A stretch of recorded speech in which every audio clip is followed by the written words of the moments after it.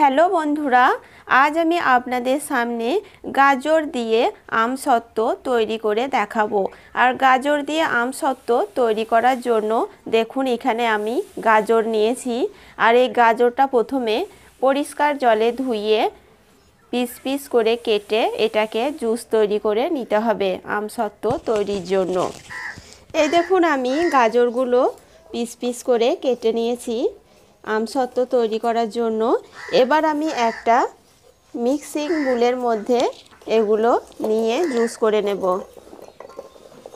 এই দেখুন আমি গাজরটা জুস তৈরি করে নিয়েছি। এবার একটা ছাঁকনার সাহায্যে এই জুসটা ছেঁকে বের করে নেব।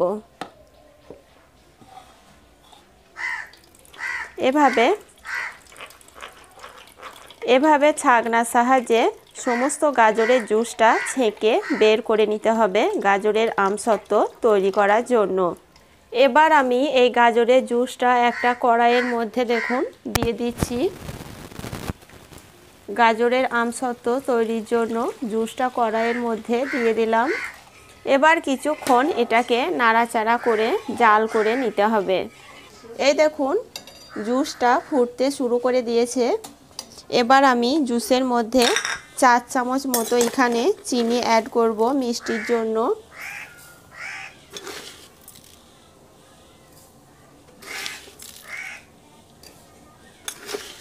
মিষ্টিটা আপনারা আপনাদের পছন্দ মতো দিয়ে দেবেন। এবার আবারও 5 মিনিট মতো এটাকে জাল দিয়ে নেব। চিনিটা দেওয়ার পর আবারও আমি 5 মিনিট মতো নাড়াচাড়া করে নিয়েছি জুসের সঙ্গে। এবার আমি কর্নফ্লাওয়ার মিশানো জলটা এই জুসের মধ্যে অল্প অল্প দিয়ে এটাকে নাড়াচাড়া করে নেব। এভাবে অল্প অল্প দিয়ে এটাকে নাড়াচাড়া করে নিতে হবে। আপনাদের খেয়াল রাখতে হবে যেন এটা কোনো রকম এটা যেন দলা পেকে না যায়। আপনারা তো আমের আমসত্ত্ব খেয়ে দেখেছেন, তাই আমার তৈরি একবার গাজরের আমসত্ত্ব অবশ্যই বাড়িতে ট্রাই করে দেখবেন আর কেমন হয়েছে আমাকে কমেন্ট করে জানাবেন। এভাবে অল্প অল্প কর্নফ্লাওয়ার দেওয়ার পর এটাকে নাড়াচাড়া করে ঘন করে নিতে হবে। দেখুন আমি কিভাবে আমসত্ত্বটা তৈরি করে নিচ্ছি, কত সুন্দর আর কত সহজভাবে। দেখুন আগের থেকে জুসটা অনেকটাই গাঢ় হয়ে গেছে।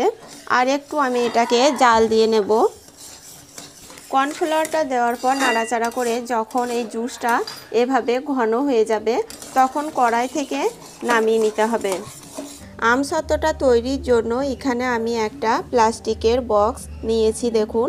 আর বক্সের ভিতরটা অল্প একটু তেল ব্রাশ করে নিয়েছি। আমি সমস্ত গাজরের আমসত্ত্ব জুসটা একটা বক্সের মধ্যে ঢেলে দিয়েছি দেখুন। এভাবে ঢেলে দিতে হবে। আর ঢেলে দেওয়ার পর এই বক্সটা আমি এখন ঘরের যে কোনো জায়গায় রেখে দেব।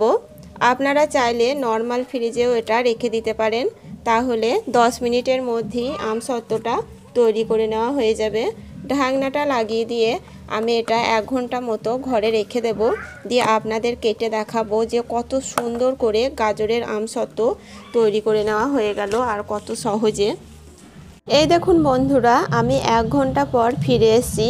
আর ফিরে এসে এবার আমি আপনাদের আমসত্ত্বটা দেখাবো।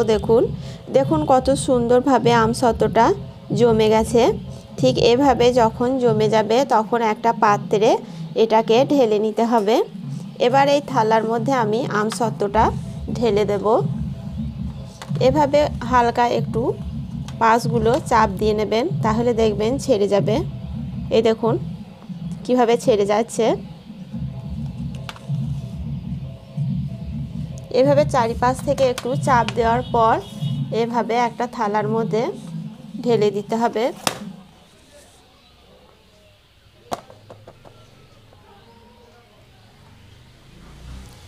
দেখুন বন্ধুরা কত সুন্দরভাবে এই বক্স থেকে অটোমেটিক আমসত্ত্বটা উঠে পড়লো। ঠিক এভাবে যখন উঠে পড়বে তখন একটা ছুরির সাহায্যে এটাকে পিস পিস করে কেটে নিতে হবে।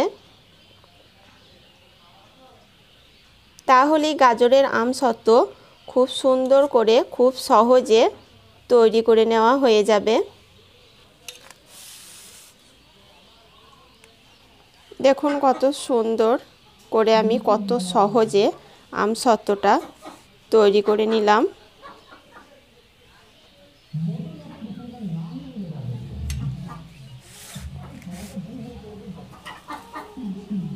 দেখুন বন্ধুরা কত সুন্দরভাবে আমসত্ত্বটা তৈরি করে নেওয়া হয়ে গেল। ঠিক এভাবে আপনারা বাড়িতে আমার মতো করে আমসত্ত্ব তৈরি করে নেবেন। আর কেমন হয়েছে আমাকে কমেন্ট করে জানাবেন। আর আমার এই রেসিপি আপনাদের ভালো লাগলে আমার চ্যানেলে আরও নিত্য নতুন ভিডিও দেখার জন্য চ্যানেলটি সাবস্ক্রাইব করে দিয়ে বেল বটনটি ক্লিক করে দেবেন। সুস্থ থাকবেন, ভালো থাকবেন, ধন্যবাদ।